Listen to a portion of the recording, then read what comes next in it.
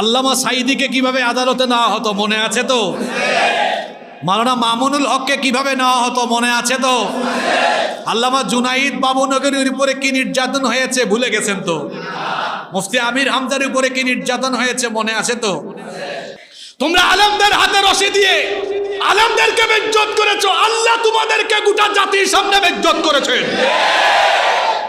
দুই চোরকে এমন ভাবে বান্দা রাখছে, দেখলে মনে হয় মানুষের গরু চুরি করছে। পরিণতি এমনই, তোমরা আলেমদেরকে যেভাবে বেজ্জত করেছো, আল্লাহ তোমাদেরকে সেভাবে গোটা জাতির সামনে আজকে বেজ্জত করে দিয়েছে। এরা আলেমদেরকে বেজ্জত করে উঠিয়েছে, আজকে কি তাদের ইজ্জত আছে? জোরে বলেন। পাবলিক কি ছুড়ে, কি ছুড়ে?